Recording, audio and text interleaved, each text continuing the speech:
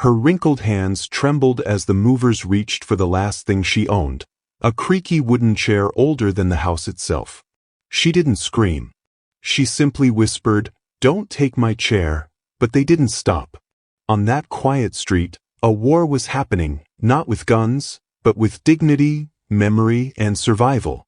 What led an old black woman to cling to a single piece of furniture like it was her heartbeat?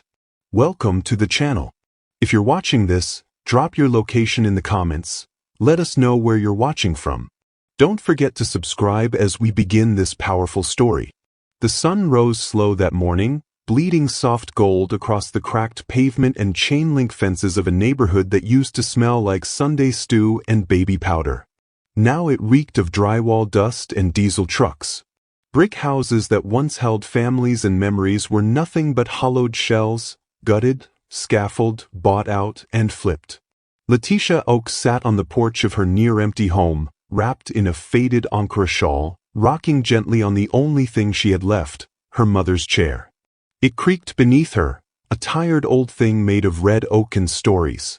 The edges were worn smooth from decades of gripping hands and sleeping heads. The cushion, hand-sewn with a batik print now dulled by time, still held the faint scent of shea butter. That chair had rocked babies. That chair had cradled sorrow. And now, it cradled Letty's silence. A white sticker flapped against the door behind her, bold red letters screaming eviction notice. Another one. She hadn't bothered pulling it down. What was the point? Her refrigerator was gone. Her bed sold to a neighbor 3 doors down. Her clothes folded neatly in a single duffel bag by her feet. Everything was gone, except the chair. The street was strangely alive today. Loud engines, moving trucks, men in orange vests, talking fast and lifting fast, like time itself was running out. It was a scene Letty had watched all month, as family after family vanished like smoke. New folks moved in, young, loud, always carrying cold brew and avocado toast. Letty was the last old soul on that block. A rusted van screeched to a stop in front of her porch. 2 white movers stepped out, one chewing gum too fast, the other already scrolling on his phone. Neither said hello. They glanced at the house, then at Letty, and exchanged a shrug. She didn't move. She kept rocking, eyes fixed on the corner of the porch where sunlight hit just right. Her fingers clutched the wooden arms like prayer beads. "Ma'am," the taller mover said, without looking her in the eye, "we're here for the last pickup." Letty didn't answer. He stepped onto the porch and pointed. "That chair, right?" Still, Letty didn't speak. Her eyes narrowed slightly, jaw-locked. The rocking stopped. The younger mover stepped forward. "Ma'am, this is city property now. We need to clear it." "I told the other one," Letty finally said, her voice calm but low, "I'll go. You can take everything.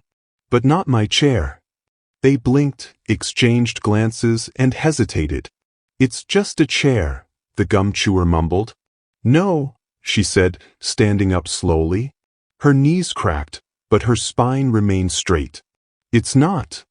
Silence dropped over the porch like a blanket.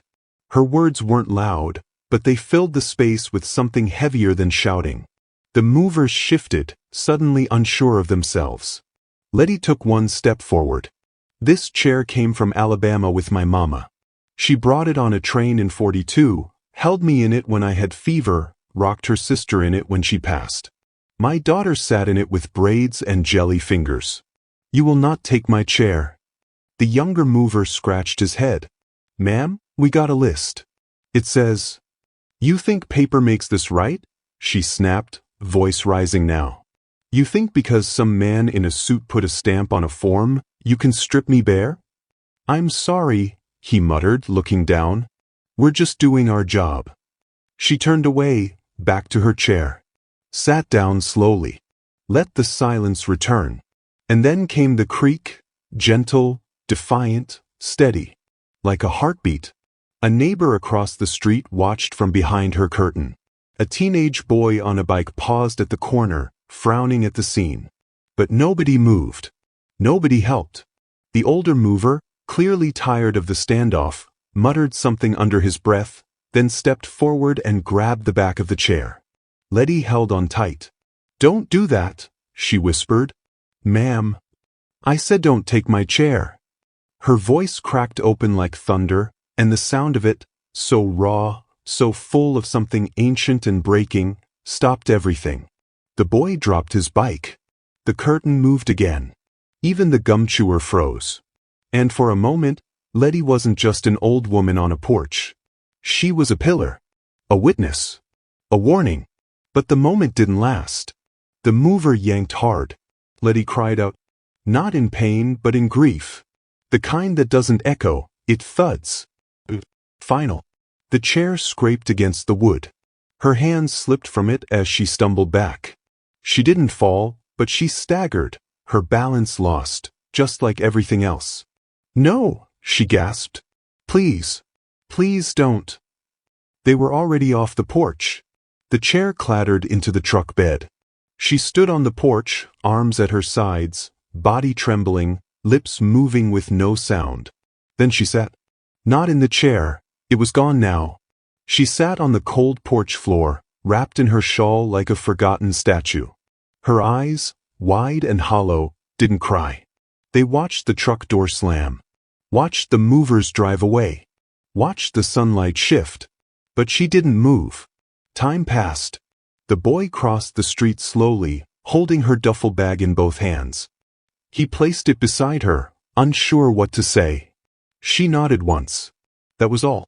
Then she whispered, almost to herself, "That chair was the last thing in this country that still remembered me."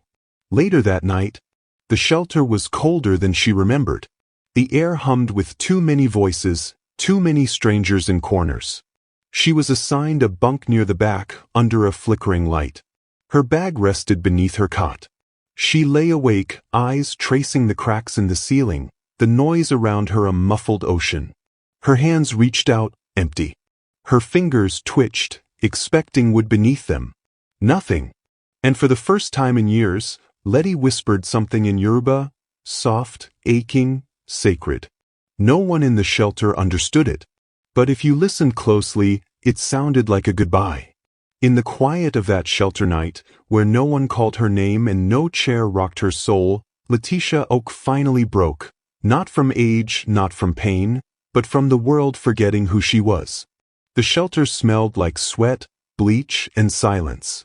Not the kind of silence that heals, but the kind that presses against your skin until you forget how to breathe. Letty sat upright in her cot, back stiff against the wall. The paper-thin mattress beneath her did nothing to ease her bones. She hadn't slept. Her eyes stayed open through the night, tracing cracks on the ceiling like they were maps back to somewhere, anywhere, she once belonged. Voices echoed around her, snores, whispers, someone coughing in their sleep. Her cot sat under a flickering light that buzzed like a dying bee. It blinked every 7 seconds. She'd counted. No chair. No porch. No morning bird calls or familiar creak of wood. Just strangers and steel bunks. She blinked slowly, her fingers rubbing the edges of her shawl. Threadbare now. The colors once bright as hibiscus were fading into ghost tones. She hadn't cried when they took the chair. Not properly. Not loudly. She couldn't afford to. There was no space for grieving in this place. Just breathing and surviving. Hours later, morning came, announced by shouting staff and the clatter of serving trays. Breakfast was watery oatmeal and a half slice of bread. Letty ate without tasting. When they called her number 216B, she didn't flinch. Just stood and moved like a leaf blown by obligation. In the common area, a social worker in her mid-30s waved at her. Blonde ponytail. Clipboard. Smile too wide to be real. "Ms. Oak," she said brightly, mispronouncing the name. "Letitia, right?" Letty nodded once. "I'm Carla. Just checking in, making sure you're settling in okay." Letty stared. Carla's smile twitched. "We have your file here. Looks like you've been in your residence for, wow, over 30 years. Letty didn't answer. "You know, there's a lot of great resources we can plug you into if you're open to it. Housing options, therapy, even part-time jobs for seniors. Letty spoke slowly, her voice dry. Will any of them give me back what they took? Carla faltered. Well, I mean, not exactly. But we can definitely try to help you move forward. I have moved, Letty interrupted, her eyes sharp. From my house to this cage. Carla's face changed. Slightly.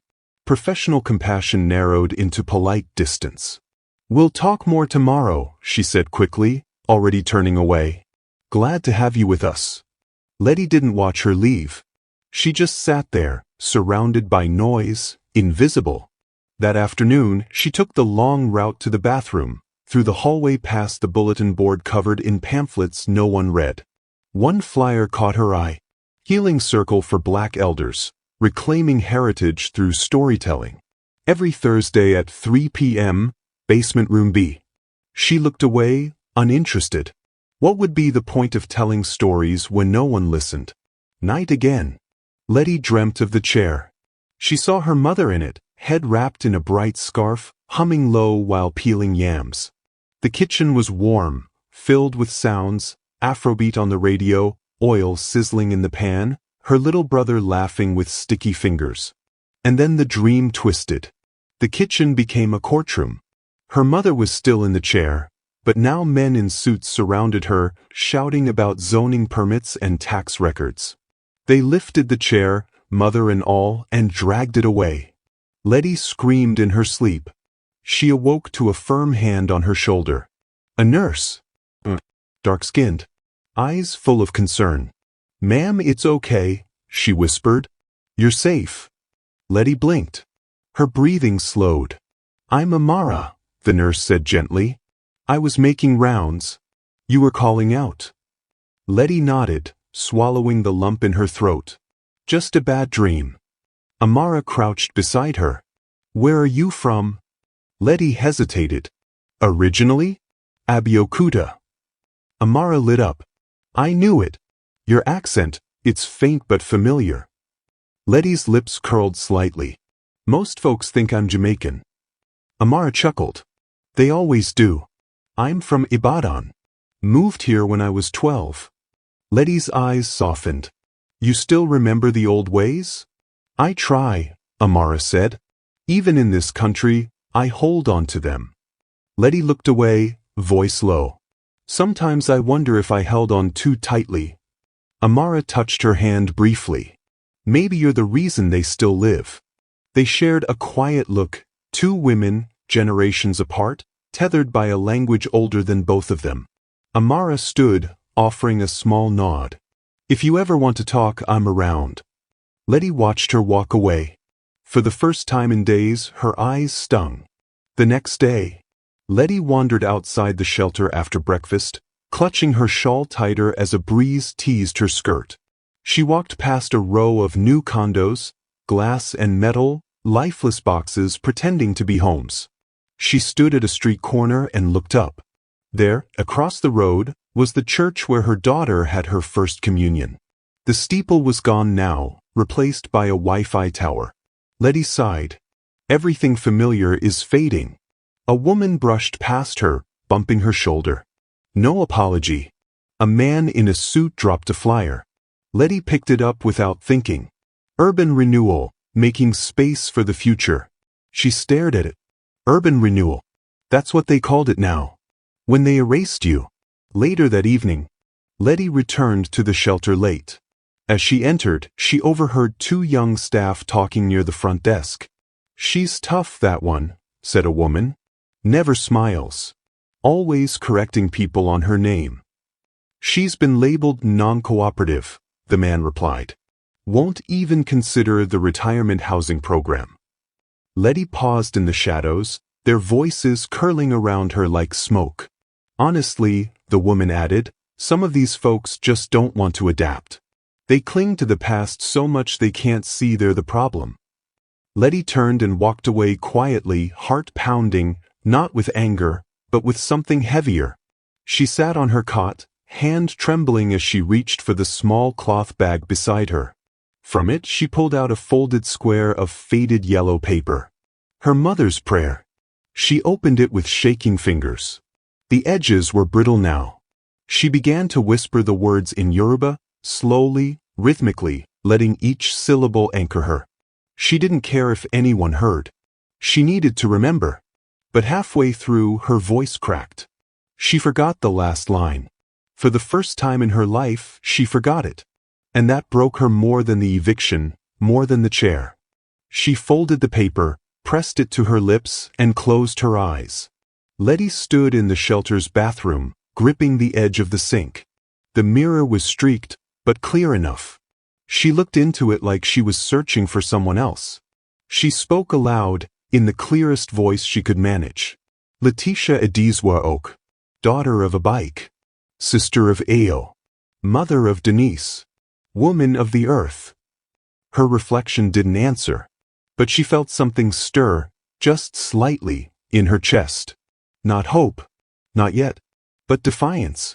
In a world that renamed her, displaced her, and dismissed her, Letitia Oak said her own name, and that was its own quiet revolution.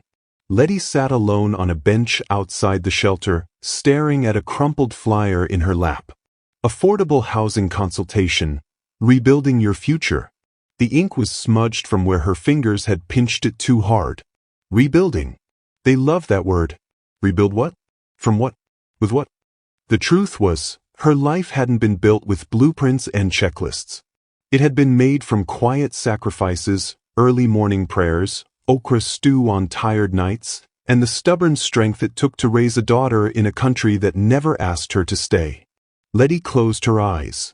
The word daughter sat heavy in her mind, like a name she hadn't said in years. 2 days later, a shelter staff member handed Letty a prepaid phone with a weak smile. "Your emergency contact," he said. "We finally reached her." Letty's stomach turned as she stared at the glowing screen. The name Denise Oak blinked back at her like an old scar. She hadn't called her daughter. Not in over a year. And Denise hadn't called her either. Letty remembered the last time they were in the same room.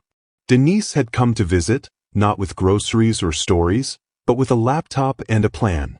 Her daughter wore a tight blazer and sharper words. "You can't live like this forever, Mama," she'd said, stepping carefully around the old rug. "The house is falling apart. There's no Wi-Fi. The stove's older than me. It's time to move on." Letty had looked up from her chair and simply replied, "That chair cooked you rice when you had fever. That stove kept you alive." Denise had scoffed. "It's a stove, Mama. You can't keep living in a museum." "It's not a museum. It's mine." "I'm trying to help you," Denise had snapped. "But you're too proud to accept help that doesn't come wrapped in your memories." Letty had turned away then. "Go. Come back when you remember where you come from." Denise had left. And she hadn't come back. Letty sat stiffly on the edge of the cot as the phone rang. One ring. Hello. Her daughter's voice was polished, clipped, unfamiliar. It sounded like someone wearing shoes that didn't belong to them. Letty swallowed. "Denise. It's me." The pause. "I know." Silence stretched between them like a bridge too far to cross. "They said you're at a shelter," Denise finally said. Letty exhaled. "They took everything." Another pause. "Why didn't you call me?" Letty's voice cracked. "You wouldn't have come. You don't know that." Letty almost laughed, bitter and soft. "You didn't come when the lights went out. When I sold your father's tools just to fix the roof. You said I was being dramatic. That I refused to adapt." "I said you needed help," Denise corrected. "You always made it so hard to help. Because your help came with shame." Denise's breath hitched. Letty pressed her fingers against her temple. "I didn't ask you to become something you're not. I just didn't want to be left behind. I didn't leave you. You erased me." There was a long silence. Then Denise said, "I have a place. A facility in Connecticut. Full-time care. I've already spoken with them. They'll take you tomorrow." Letty blinked. "You want to put me in a box so I don't embarrass your meetings. That's not fair." "It's not." Denise's voice rose. "You always twist things. You act like being proud of where I've gotten means I'm ashamed of you. You changed your last name. I changed it so people could pronounce it without laughing. Letty stood up, phone pressed against her cheek like a wound. You changed it because you didn't want to explain. You didn't want to be the African girl with a strange mother who rocked in a chair and prayed in Yoruba. I wanted to survive. Letty's voice dropped. So did I. Denise was quiet. Then softer she asked, why didn't you sell that chair? You could have used the money. Letty smiled without joy. Because some things aren't meant to be sold. They're meant to be remembered. Another beat of silence. You're not the only one who feels forgotten, Mama. Letty's chest tightened. She could hear the truth in that voice, buried beneath years of pride and miles of distance. They were both lost, just in different ways. Later that day, Letty stood outside the shelter again, wind brushing against her shawl. She looked down at the prepaid phone. Denise had sent the car service details. A nurse from the Connecticut facility would arrive tomorrow morning. It would be warm, private, comfortable, but it would not be home, and it would not know her name. Letty tucked the phone away. She needed to think. She saw Denise as a child again, 5 years old, hair twisted into beads, running barefoot through the living room. Say it with me, Letty had said, crouching low. Adizwa, Denise giggled. Good girl. And what does it mean? The crown brings beauty. Will I wear a crown? Letty had laughed and pulled her daughter close. You already are one. That night, Letty didn't sleep. She watched others around her drift into dreams while she sat upright, knees pulled close, heart aching with old regrets. She had given Denise her roots, but the world had made her choose wings instead. Now Letty wondered, had she planted too deep? Morning came fast. The car service waited outside. A nurse with kind eyes held the door open. You ready, Ms. Oak? Letty stood at the door of the shelter, bag slung over her shoulder, hair wrapped neatly. She stepped forward, 1 foot outside, then paused. She looked at the city, the people, the buildings that had risen over her life like strangers claiming space. She looked at the empty sidewalk where her porch used to be. She stepped back. No, she said quietly. The nurse blinked. Ma'am? I'm not ready. She turned away and walked down the opposite street, limping slightly, but strong. Letty didn't know where she was going. Not yet. But she knew she wasn't done speaking for herself. She had raised a daughter in a world that demanded forgetting, but now, Letty walked forward not to forget, but to remember louder. The city bustled without apology. Traffic groaned. Horns pierced the air. No one noticed the old black woman walking against the crowd, her shawl clutched tight around her shoulders. Letty moved slowly, 1 step at a time, each footfall echoing a memory. She wasn't going anywhere in particular. Just away. Away from the shelter. Away from the home that no longer existed. Away from the hollow offer her daughter had made with good intentions and cold hands. She passed glossy billboards selling dreams she could never afford. Asterisk asterisk live elevated. Own tomorrow, asterisk asterisk. Letty scoffed. I barely own today. She turned a corner and nearly collided with a man crouched on the sidewalk, holding a camera. Whoa, he said, falling back. Sorry, ma'am. Letty stepped aside with a sharp look. The man stood, adjusting his camera strap. He was white, mid-30s, scruffy beard, flannel shirt with sleeves rolled to the elbow. A leather bag hung at his hip, stuffed with old notebooks. He smiled nervously. Didn't mean to scare you. I was just trying to catch the morning shadows on the fire escape. Light's crazy today. Letty didn't respond. He scratched the back of his head. I'm Toby.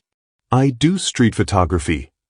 She glanced at the camera, then back at him, unimpressed. So you sneak pictures of strangers for a living? Toby chuckled, surprised. Fair enough. I try to ask when I can. Did you ask me last week? She said suddenly. Toby blinked. What? You were outside my old house. On Union Street. You took a picture. I remember. Toby's face lit up with recognition. Wait, you were sitting on a wooden chair in front of that boarded-up home? Letty nodded slowly, arms folded. He unzipped his bag, rifling through a stack of printed photos. Then he pulled one out and held it up. There she was, Letty, sitting alone on her porch, the light casting long shadows around her. Her eyes were distant, but proud. The chair beneath her looked regal, like a throne. The photo was black and white. Sir, haunting. Beautiful. I titled it She Refused to Vanish, Toby said quietly. Letty stared at it, breath caught in her throat. He looked at her with new eyes. You're the one who begged the movers not to take the chair. She stiffened. You were watching? No, he said quickly. One of the guys I know was shooting video nearby and sent me the footage. I didn't realize it was the same woman I had just photographed. Until now. Letty's jaw tightened. Everyone watches. No one helps. Toby winced. I'm sorry. Don't be sorry, she said, voice hard. Be useful. He paused, then nodded. How can I help? Letty looked him up and down, skeptical. Why would you want to? Toby's face grew serious. Because you matter.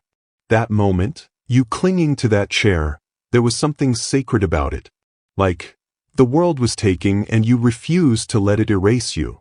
Letty stared at him for a long beat. Then slowly she said, that chair belonged to my mother. Came from Nigeria. It was the last thing left of her, and of me. Toby nodded.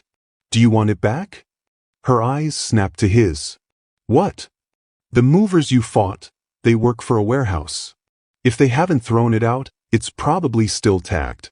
I know someone who can check. Letty's voice trembled. They said it was trash. Not to me. He handed her the photo. She held it like something delicate. Her fingers brushed the edge as if afraid it might crumble. I don't know why you care, she whispered. Because my grandmother lost everything in the war. She came to America with a baby and a spoon. That was all. She used to tell me stories about her kitchen, her family, all gone. But she always said, if someone remembers it, it still exists. Letty looked away. The words were too close, too true. Later that day, they sat in a nearby coffee shop. Letty sipped tea slowly, savoring the warmth. It had been days since anyone looked her in the eye without judgment. Toby showed her more of his photographs. People on subways, street preachers, corner stores, mothers holding babies. Real life, unpolished and raw. I want to build a gallery show, he said. A series on disappearing communities. People like you, who've held on while the world bulldozed their lives. Letty raised an eyebrow. So I'm a project? No, he said quickly. You're the story, not the subject. The voice. She studied him for a moment, then said, I'll help on one condition. What's that? I tell the story my way. Toby smiled. Deal. The next morning, Toby's contact at the storage facility confirmed it. The chair hadn't been discarded. It had been listed as antique debris, stored in a container just outside city limits. Letty didn't speak on the ride there. She sat stiffly, hands folded in her lap. The warehouse was cold, dimly lit. The man at the front desk handed Toby a clipboard and waved them through. They walked past aisles of forgotten items. Furniture, boxes, broken lamps. Each shelf was a graveyard. Then Toby stopped. There? He said. Letty turned the corner. And there it was.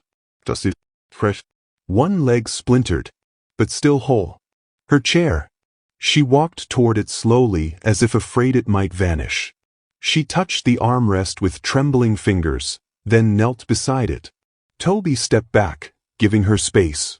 Letty bowed her head and whispered something in Yoruba. Then she stood. I want people to see this, she said firmly. Not in a corner. Not in a trash pile. But somewhere they have to look it in the eye. Toby nodded. We'll put it in the center of the gallery. Spotlight. With your story beside it. No, Letty said. with our story, the ones they've tried to sweep away. That evening, back in the city, Toby snapped a photo of Letty in front of a mural of a rising sun. Her expression was calm, eyes bright but knowing. She wore the same shawl. But somehow, it looked less like a covering and more like a cape. He showed her the photo. She smiled. "You made me look taller," she said. "You are taller," Toby replied. They shared a quiet laugh. That night, Letty returned to the shelter with the photo and a heart beating with something unfamiliar, possibility. She didn't know what tomorrow would bring, but she knew she had a voice. And now, someone who would help her carry it into rooms where silence used to live. She folded the photo, pressed it to her chest, and for the first time in weeks, slept without fear. They had taken her chair, but they hadn't taken her story. And now, with a stranger's kindness, she was preparing to tell it louder than ever before. What used to be a gentle whisper now pushed angrily against the broken shutters of Mama Cora's home, rattling them like the echoes of all the voices that had once filled her life. There was silence now, a deafening kind of silence that screamed in every corner of her heart. The chair was gone. Her chair, the only piece of furniture that had survived the decades. The one that had cradled her body during nights of grief and afternoons of laughter. The chair that had rocked her son when he had fever at 7. The same chair she sat in when she read that final letter from her late husband. It was more than wood and cushion. It was memory, it was presence, it was her past. And now, it was gone. The living room was an empty box. Cold. Hollow. Her footsteps echoed like strangers walking across her own memories. She looked around and saw nothing. Not a single remnant of the life she had built. The movers had taken everything. And for what? Backrent. Technical violations. A system built on rules she was never meant to survive in. Outside, the van's engine sputtered and then faded into the distance. She could still feel the eyes of her neighbors on her. No one had come to help. Not even the young man across the street who once offered to take her garbage to the curb. Everyone had watched as the life was stripped from her room, piece by piece, like vultures circling a tired old lioness. Mama Cora lowered herself to the floor. Slowly. With dignity as always. Her joints ached, but she didn't wince. She sat there, legs crossed, arms folded over her lap like a queen without her throne. And she stared at the spot where the chair used to be. She remembered the words she had screamed earlier. Words that even surprised her. "Don't take my chair." It had broken out of her mouth like a cry from her ancestors. A final plea. And yet, no one had listened. The emptiness around her became weight. Not just physical, but spiritual. She began to feel herself shrink. Not just in body, but in presence. The home, stripped of all her things, now echoed back to her that dreadful Western lie she had fought her entire life. "You do not belong here." The knock came suddenly. Mama Cora's head lifted, sharp. Who would knock now? She got to her feet slowly, the floor cool beneath her bare feet. She shuffled to the door and opened it to reveal a tall man in a brown coat and black beanie. He looked official. Government, maybe. His clipboard gave it away. He cleared his throat and offered a rehearsed smile. "Mrs. Coralie Daramola?" She nodded, her eyes narrow with exhaustion and suspicion. "I'm here on behalf of the State Property Transfer Program. There was a clerical error in your paperwork that flagged you for eviction.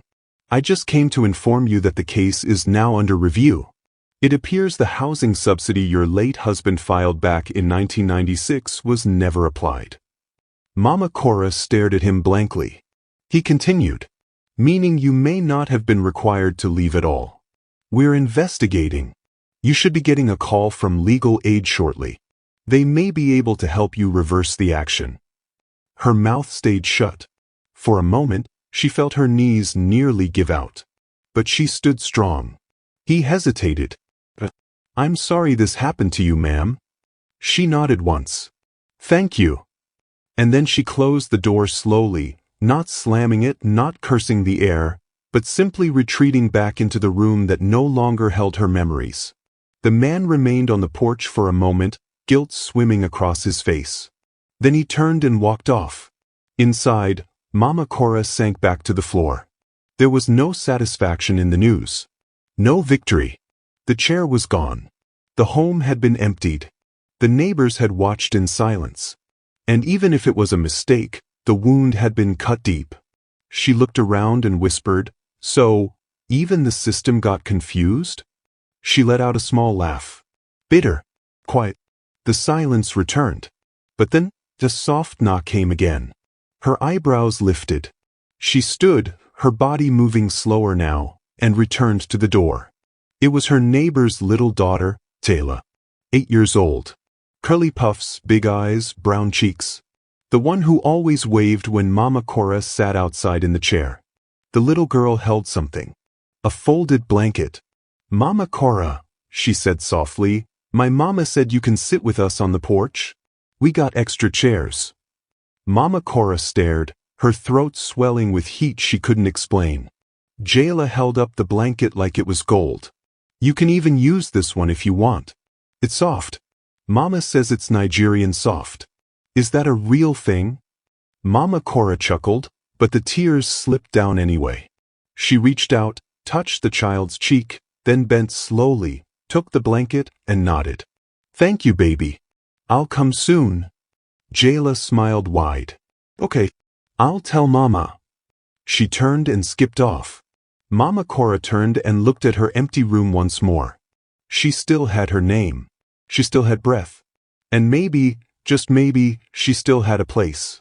The silence lingered. But now, it was different. It wasn't an echo of loss. It was a pause. The kind that comes just before a new story begins.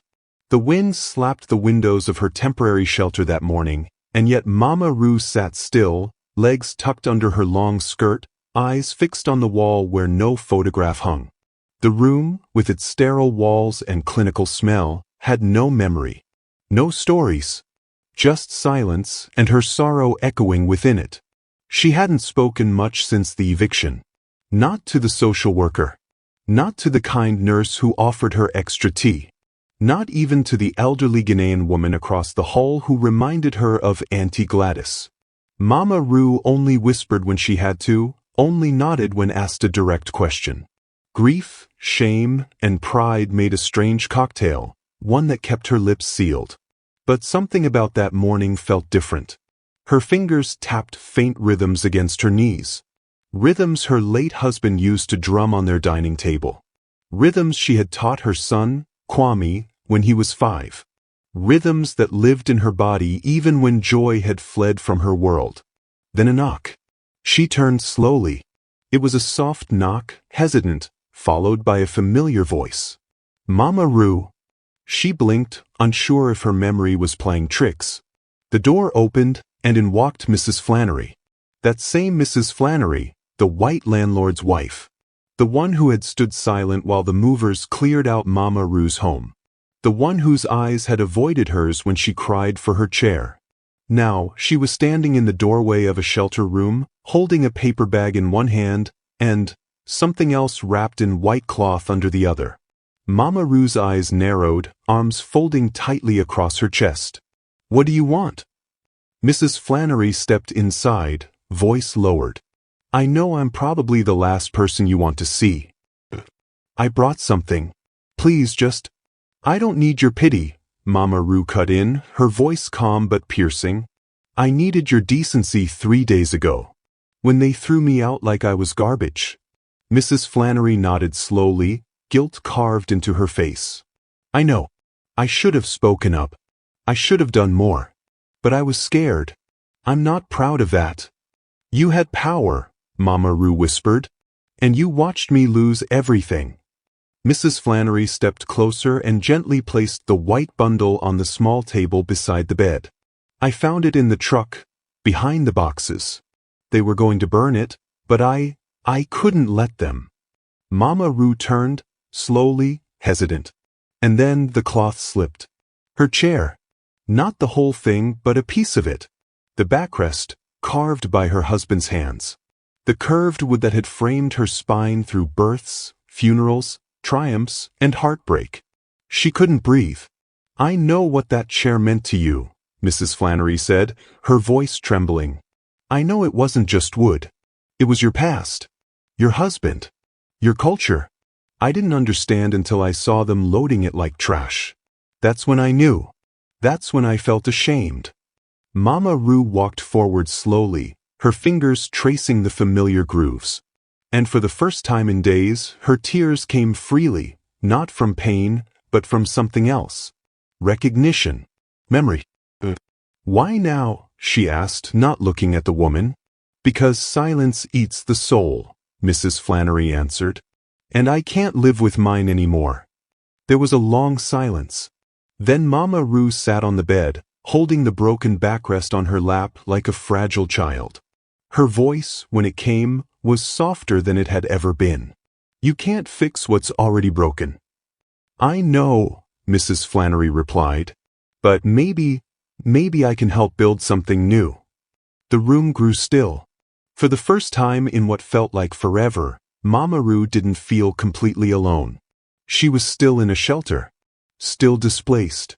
But someone had returned, not for duty, not for show, but to confront shame and maybe to offer an ember of redemption. That evening Kwame called. It was the first time she'd heard his voice in weeks. "Mama, I saw the video. It's gone viral. People are talking. Marches, fundraisers, articles. You've sparked something." Mama Roo didn't quite know how to respond. She hadn't asked for attention. She hadn't wanted fame. She had only asked for dignity. "There's this group," Kwame continued. "They're called Roots Reclaimed. They help preserve cultural spaces for Black elders. They want to meet you. They think your story could change how cities treat us." Mama Roo's heart fluttered, unsure whether to laugh or cry.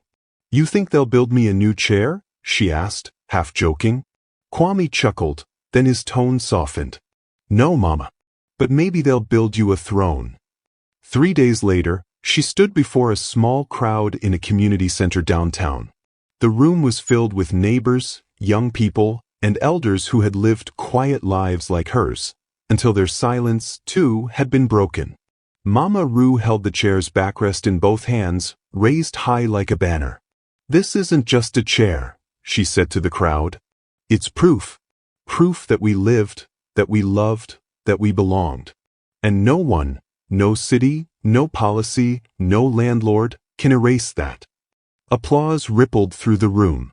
Some cried. Others stood in stunned silence. A woman in the back shouted, "Tell it, Mama." And for the first time, Mama Roo smiled wide. But as she stepped down from the podium, she saw him. Mr. Flannery. Leaning against the exit, eyes downcast, face pale. And just like that, the fire in her chest returned. But that confrontation, that reckoning, would come next. She wasn't finished yet. She was just beginning. The morning sunlight spilled into the living room, illuminating every crack in the faded paint, every threadbare corner of the rug, and finally, her chair. That old wooden chair with one uneven leg and a cushion flattened by time. For Mama Etta, it wasn't just furniture. It was memory. It was prayer. It was the place where she watched her late husband sip coffee in the mornings, where she held her baby boy until his fever broke, where she sat and dreamed of a homeland that seemed farther with each passing year. Now it was the last thing she owned. Outside, the truck rumbled.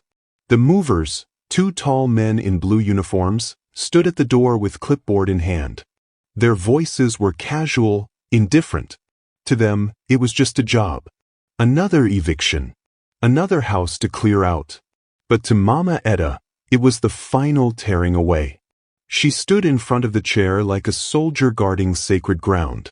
"You can take everything else," she said softly, her voice trembling with a quiet storm. "But don't take my chair." The younger mover chuckled, scratching his neck awkwardly. "Ma'am, we got orders. Everything goes." Mama Etta didn't move.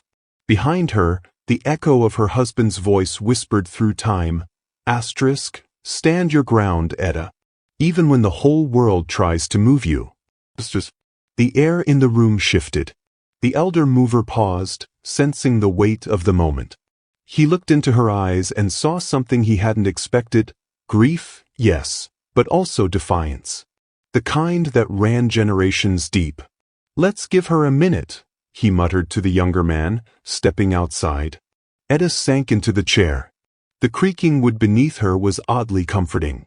She closed her eyes and suddenly she was back in Mississippi. 9 years old, barefoot in red clay soil, her grandmother humming while stirring okra on the fire. That chair had been in their family since then.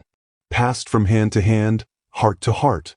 Tears slipped down her cheeks, not because of pity or shame, but because she realized something. This chair wasn't the last thing she had. It was just the last visible thing. Everything else, her stories, her resilience, her soul, those could never be boxed up. A knock on the door pulled her back. But it wasn't the movers. It was Ayanna. "Mama, I came back." Etta blinked, unsure if she was hallucinating. But there she was, Ayanna, with a duffel bag slung over her shoulder, eyes red, voice cracking. "I shouldn't have left you alone. I let my fear speak louder than my love." Etta didn't speak. She just opened her arms, and Ayanna dropped to her knees in front of the chair, resting her head in her mother's lap. The pain between them didn't vanish, but it softened. Enough for healing to begin. Outside, the movers stood frozen. The elder one cleared his throat and nodded. "We're not taking that chair," he said. "Let's go." They loaded the truck with the rest, bed frame, boxes, the broken TV, and drove off.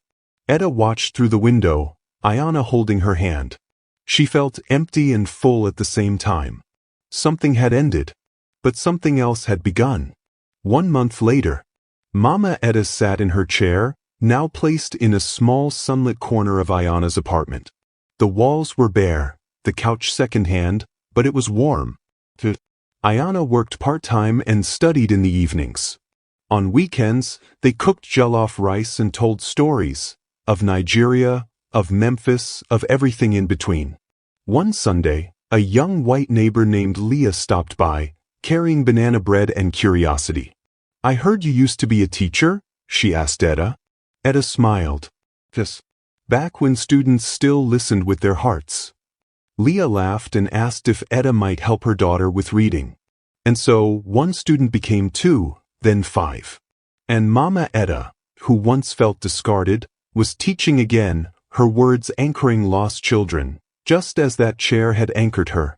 The chair remained where it belonged, not in a junk heap or storage truck, but rooted in dignity. It had been more than wood and cushion. It had been witness to sorrow and salvation. And as Mama Etta rocked gently, with Ayanna humming in the kitchen and the laughter of neighborhood kids ringing through the open window, she knew one truth for certain. They could strip her walls. They could write her off. But they could never take her soul. And sometimes, keeping your chair is the greatest act of resistance. Thanks for watching. See you soon.